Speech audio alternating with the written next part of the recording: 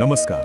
આજે આપણે એક એવી કથામાં ઊંડા ઉતરીશું જે ખરેખર તો અવર્ણનીય છે. એનું વર્ણન કરવાનો એક પ્રયાસ છે. વાત છે ઈશ્વરના અગણિત અસંખ્ય દિવ્ય કર્મોની. જુઓ, આખી વાત શરૂ થાય છે એક સાવ સીધા સાદા સવાલથી, પણ એનો જવાબ એ તો આખા બ્રહ્માંડ જેટલો મોટો છે. તો આખી વાત શરૂ થાય છે એક રાજાથી. એ એક ઋષિ પાસે જાય છે અને બહુ જ સરળ લાગતી એક વિનંતી કરે છે. એ કહે છે, ભગવાન હરિએ અત્યાર સુધી જે અવતારો લીધા છે અને જે કાર્યો કર્યા છે એ બધાનું વર્ણન કરો. હવે સાંભળવામાં તો કેટલો સહેલો સવાલ લાગે નહીં, પણ એની પાછળ છુપાયેલી ગહેનતાનો કોઈ પાર નથી. અને ઋષિનો જવાબ સાંભળવા જેવો છે. એમનો જવાબ જ આખી કથાનો પાયો નાખી દે છે. એ કહે છે, જે કોઈ અનંત ભગવાનના અનંત ગુણો ગણવાની કોશિશ કરે છે ને, એ તો જાણે પૃથ્વી પરની ધૂળના કણ ગણવાની કોશિશ કરતા નાના બાળક જેવું છે. કેટલી સચોટ ઉપમા નહીં? વિચાર તો કરો, શું કોઈ પૃથ્વીની ધૂળ ગણી શકે? બસ, ભગવાનના કર્મોનું વર્ણન કરવું પણ એટલું જ અશક્ય છે. તો હવે આ અશક્ય કામની શરૂઆત કેવી રીતે કરવી? ઋષિ સીધા ભગવાનના કર્મો ગણાવવાનું શરૂ નથી કરતા. ના, એ પહેલાં એ આખા બ્રહ્માંડની જે ભવ્ય રચના છે એની એક રૂપરેખા આપે છે. એક મોટું ચિત્ર, એક બ્લુપ્રિન્ટ બતાવે છે, જેથી આપણે સમજી શકીએ કે આખી સિસ્ટમ કામ કેવી રીતે કરે છે. આ બ્લુપ્રિન્ટનો સૌથી પાયાનો ખ્યાલ છે પુરુષ. હવે આ પુરુષ એટલે કોઈ સામાન્ય વ્યક્તિ નહીં હો. આ તો એક એવું બ્રહ્માંડીય તત્વ છે જેના વિશે કહેવાયું છે કે 5 તત્વોમાંથી એમણે એક શરીર બનાવ્યું અને પોતે જ એમાં પ્રવેશ કર્યો. ત્રણેય લોક, જ્ઞાન અને જીવન બધું જ એમનામાંથી આવ્યું. એમનું શરીર જ જાણે આખું બ્રહ્માંડ છે અને બધા જ જીવોની ઇન્દ્રિયો પણ એમના જ અંશ છે. અને આ જ પુરુષમાંથી બ્રહ્માંડને ચલાવનારી 3 મુખ્ય શક્તિઓ આવે છે. પહેલું, સર્જન, જે બ્રહ્માના રૂપમાં દેખાય છે અને એની પાછળ રજોગુણ એટલે કે ઉત્કટતાનું બળ છે. બીજું, પાલન, જે વિષ્ણુના રૂપમાં છે અને એ સત્વગુણથી ચાલે છે. અને ત્રીજું, વિનાશ, જે રુદ્રના રૂપમાં છે અને એની પાછળ તમોગુણ એટલે કે અજ્ઞાનતાનું બળ છે. રસપ્રદ વાત એ છે કે આ ત્રણેય અલગ અલગ નથી, પણ એ એક જ મૂળ શક્તિના 3 જુદા જુદા પાસા છે જે આખા બ્રહ્માંડને સતત ગતિમાં રાખે છે. સારું, તો આપણે બ્રહ્માંડનું મોટું ચિત્ર તો જોયું, પણ આ દિવ્ય શક્તિ ખરેખર કામ કેવી રીતે કરે છે એ સમજવા માટે ચાલો હવે એક ખાસ કથા જોઈએ. આ વાર્તા છે એક અત્યંત શાંત ઋષિની અને એમની એક એવી કસોટીની જે સ્વર્ગમાંથી આવી હતી. આ કથાના કેન્દ્રમાં છે નરનારાયણ. ભગવાન પોતે જ એક શાંત ઋષિના રૂપમાં અવતર્યા હતા. એમનો હેતુ શું હતો? લોકોને આધ્યાત્મિક મુક્તિ એટલે કે મોક્ષનો સાચો રસ્તો બતાવવાનો. પણ જ્યાં દિવ્યતા હોય ત્યાં પરીક્ષા પણ હોય જ. અને અહીંથી જ વાર્તામાં વળાંક આવે છે. સ્વર્ગના રાજા ઇન્દ્રને નરનારાયણની આ તપસ્યાથી થોડી અસુરક્ષા થવા લાગી. એમને ડર લાગ્યો કે આ ઋષિની શક્તિ ક્યાંક એમના કરતાં વધી જશે તો? એમનું સિંહાસન જોખમમાં આવી રહેશે તો? બસ આ જ ડરને કારણે એમણે ઋષિનું ધ્યાન ભટકાવવાનું નક્કી કર્યું. અને ઇન્દ્રે આ કામ માટે પોતાની શ્રેષ્ઠ ટીમ મોકલી. જરા જુઓ તો ખરા કોણ કોણ હતું. વાસનાના દેવ કામદેવ પોતે, વસંતની મનમોહક હવા, સ્વર્ગની સૌથી ખૂબસૂરત અપ્સરાઓ અને એમના કટાક્ષરૂપી તીક્ષ્ણ બાણ.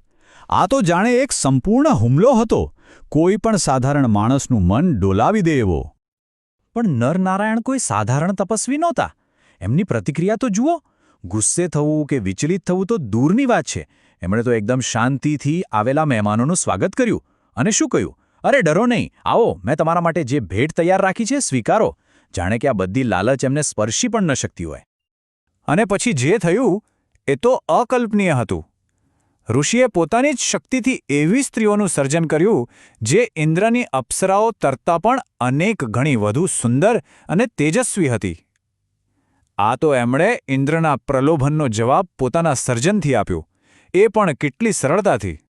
હવે ઇન્દ્રના દૂતોની હાલત જોવા જેવી હતી. એ બધા શરમાઈ ગયા, એકદમ નમ્ર થઈ ગયા. એમને ઋષિએ ભેટમાં આપેલી એક નવી અપ્સરા ઉર્વશી એને સ્વીકારી અને પોતાના રાજા પાસે પાછા ફર્યા. અને ઇન્દ્ર, એ તો આ બધું જોઈને સ્તબ્ધ જ રહી ગયા હશે, એમાં કોઈ શંકા નથી. ઋષિએ માત્ર પરીક્ષા જ પાસ ન કરી, પણ કૃપાનું એક અદ્ભુત ઉદાહરણ પણ પૂરું પાડ્યું. આ એક વાર્તા તો માત્ર એક ઝલક હતી. હવે ઋષિ પોતાની અશક્ય યાદી શરૂ કરે છે. એ ભગવાનના અસંખ્ય અવતારોમાંથી કેટલાક મુખ્ય અવતારો અને એમના કાર્યોની વાત કરે છે. ચાલો એના પર એક નજર કરીએ. જો આ યાદી કેટલી વિવિધતાસભર છે. મત્સ્ય અવતાર એટલે કે માછલીના રૂપમાં આવીને સમગ્ર માનવજાતને ભયંકર પૂરથી બચાવી. પછી વરાહ અવતાર જેમાં ડુક્કર બનીને પૃથ્વીને પાતાળમાંથી બહાર કાઢી. જ્યારે અત્યાચાર વધ્યો ત્યારે નરસિંહ એટલે કે માનવસિંહ બનીને અત્યાચારી રાજાનો અંત કર્યો. પછી મર્યાદા પુરુષોત્તમ રામ બનીને રાવણ જેવા 10 માથાવાળા રાક્ષસને હરાવ્યો. અને ભવિષ્યમાં જ્યારે અધર્મ ચરમસીમાએ પહોંચશે ત્યારે કલ્કી અવતાર લઈને અધર્મી શાસકોનો નાશ કરશે. દરેક યુગમાં જરૂરિયાત પ્રમાણે એક નવું સ્વરૂપ, એક નવું કાર્ય. આટલા બધા અવતારોની વાત કર્યા પછી ઋષિ ફરી પાછા પોતાની મૂળ વાત પર આવે છે. કથા જાણે કે એક વર્તુળ પૂરું કરી રહી છે. અને એ મૂળ વાત શું હતી? એ જ કે આ વાર્તાઓ અનંત છે. ઋષિ છેલ્લે કહે છે, હે મહાબાહુ, આ તો બ્રહ્માંડના સ્વામીના કેટલાક ભવ્ય જન્મો અને કાર્યોનું વર્ણન છે. એ સ્વીકારે છે કે એમણે જે કાંઈ પણ કહ્યું એ તો સમગ્ર કથાનો એક નાનકડો, બહુ જ નાનકડો ભાગ છે. ભલે ઘણું બધું કહેવાયું હોય, પણ જે નથી કહેવાયું એ તો અનંત છે. અને આ વાત આપણને ફરીથી પેલી શરૂઆતની ઉપમા પર લઈ જાય છે. યાદ છે? ધૂળના કણવાળી વાત. ઋષિએ જે યાદી આપી, નરનારાયણની જે કથા કહી અને અવતારોની જે ઝલક બતાવી, એ બધું જ જાણે કે આખા વિશ્વમાંથી ઉઠાવેલી માત્ર એક મુઠ્ઠીભર ધૂળ છે. આખી પૃથ્વી તો હજી બાકી જ છે. તો અંતમાં એક વિચાર મૂકીને જઈએ. આ બધી કથાઓ આપણને શું બતાવે છે? એ બતાવે છે કે બ્રહ્માંડમાં સંતુલન જાળવી રાખવા માટે સતત સક્રિય પ્રયત્નોની જરૂર પડે છે. તો સવાલ એ છે કે સંતુલનનો ખરો અર્થ શું છે? શું એ કોઈ એવી સ્થિર અવસ્થા છે જ્યાં પહોંચીને બધું શાંત થઈ જાય? કે પછી એક સતત ચાલતી પ્રક્રિયા છે જેમાં સતત સંઘર્ષ અને સુધારાની જરૂર પડતી રહે છે? આ એક એવો પ્રશ્ન છે જેનો જવાબ કદાચ આપણે સૌએ પોતાની અંદર શોધવાનો છે.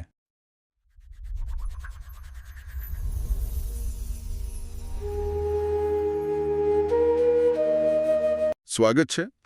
આજે આપણે ભગવાન હરિના અસંખ્ય અવતારો અને એમના અદ્ભુત કાર્યો વિશે ઊંડી વાત કરવાના છીએ.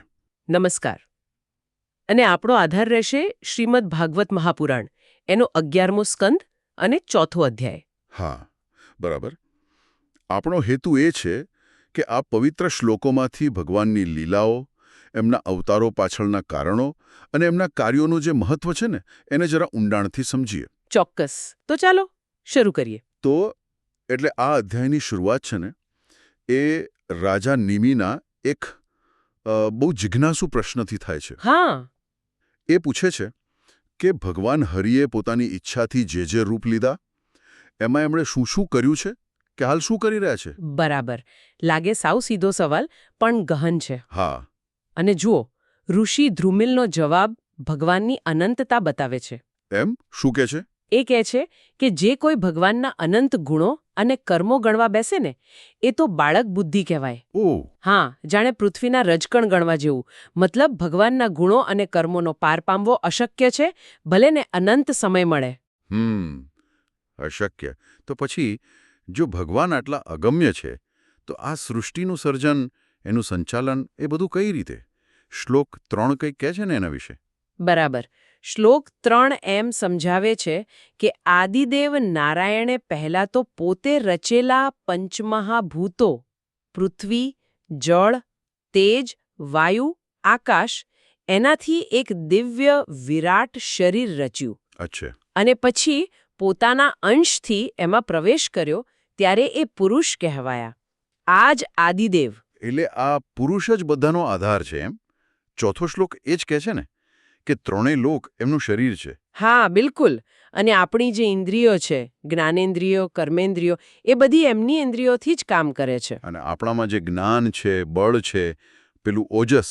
હા, ઓજસ, જીવનશક્તિ, કર્મ કરવાની પ્રેરણા, બધું એમનામાંથી જ આવે છે. તો પછી પેલું ઉત્પત્તિ, સ્થિતિ અને લય એ 3 મુખ્ય કાર્યો કોણ કરે છે? એ કેવી રીતે થાય છે? એના માટે 5મો શ્લોક સમજવો પડે. એ જ પુરુષ પ્રકૃતિના 3 ગુણો દ્વારા 3 રૂપ લે છે. કયા 3 ગુણ? સત્વ, રજ, તમ. હા, સૃષ્ટિના આરંભમાં રજોગુણથી એ બ્રહ્મા બને છે, રચના માટે. બરાબર. પછી પાલન માટે સત્વગુણથી વિષ્ણુ બને છે, જે યજ્ઞના સ્વામી અને ધર્મના રક્ષક છે. અને સંહાર માટે? સંહાર માટે તમોગુણથી રુદ્ર બને છે. એટલે એક જ શક્તિ આ ત્રણેય ભૂમિકા ભજવે છે. જુઓ કેવી અદ્ભુત વ્યવસ્થા છે. ખરેખર અદ્ભુત. પણ અહીં એક સવાલ થાય, આ બધું કરવા છતાં ભગવાન પોતે આ બધા કર્મોથી અલિપ્ત કેવી રીતે રહે? કર્મબંધનમાં કેમ ન આવે? સારો પ્રશ્ન છે અને એનો જવાબ આપણને નરનારાયણ ઋષિના અવતારમાંથી મળે છે. અચ્છા, એ કઈ રીતે? શ્લોક 6 માં એનું વર્ણન છે.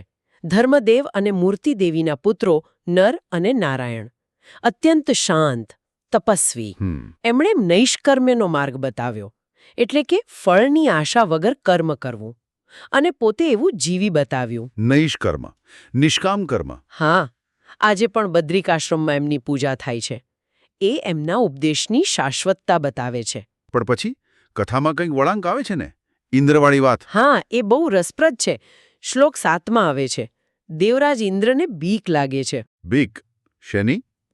એને એમ થાય છે કે આ નરનારાયણ ઋષિ આટલી તપસ્યા કરીને મારું ઇન્દ્રપદ છીનવી લેશે. ઓહ, જુઓ તો ખરા, સત્તાનો ડર દેવોને પણ. હા, એવું જ કંઈક. એટલે ઇન્દ્ર શું કરે છે? ભગવાનની ખરી શક્તિ જાણ્યા વગર કામદેવને મોકલે છે. કામદેવને? એની સેના સાથે પેલી અપ્સરાઓ, વસંત ઋતુ, બરાબર. એમની તપસ્યા ભંગ કરવા. કામદેવ ત્યાં જઈને સ્ત્રીઓના કટાક્ષરૂપી બાણ ચલાવે છે, મોહ પમાડવાનો પ્રયત્ન કરે છે. અને ભગવાન નરનારાયણ એમનું શું થયું? એ વિચલિત થયા? ગુસ્સે થયા? ના, જરાય નહીં. એ તો આદિદેવ છે. એ ઇન્દ્રનો ઈરાદો જાણી ગયા, પણ સહેજ પણ વિચલિત ના થયા. ઉલટાનું ખબર છે શું કર્યું? શું? હસીને કહ્યું, શ્લોક 8 માં છે, કામદેવ અને એના સાથીઓને કહે છે, અરે મદન, દેવવધુઓ, ડરો નહીં, આવો, અમારું આતિથ્ય સ્વીકારો, આશ્રમને પવિત્ર કરો. શું વાત છે! કેટલી સ્થિત પ્રજ્ઞતા! ઇન્દ્રના ડર સામે આવી શાંતિ. બિલકુલ. આ જ તો ભગવાનની પરમ સ્થિતિ છે. સંપૂર્ણ આત્મસંતોષ, કોઈ વિકાર નહીં. એ જોઈને કામદેવ અને પેલા બધાનું શું થયું? એ લોકો તો શરમથી પાણી થઈ ગયા. શ્લોક 9 માં એમનો પશ્ચાતાપ છે. માથું ઝુકાવીને કહે છે, હે પ્રભુ, આપ તો આત્મારામ છો, અવિકારી છો. આપમાં આ ક્ષમા અને શાંતિ સ્વાભાવિક છે. એમણે પોતાની ભૂલ સ્વીકારી લીધી. હા, અને એમણે એ પણ કબૂલ્યું કે જે ભક્તો આપણા પરમ પદને પામવા પ્રયત્ન કરે છે ને, એમના રસ્તામાં દેવતાઓ વિઘ્નો નાખે છે. ઓહ, પણ ભગવાન પોતે જ યજ્ઞના ભાગરૂપે એમનું રક્ષણ કરે છે. આ પછી શ્લોક 11 માં એક ચેતવણી જેવું આવે છે, નહીં? એ ફક્ત દેવતાઓ માટે છે કે બધા માટે? ના, એ બધા સાધકો માટે છે. બહુ જ મહત્વનો શ્લોક છે 11મો. શું કે છે?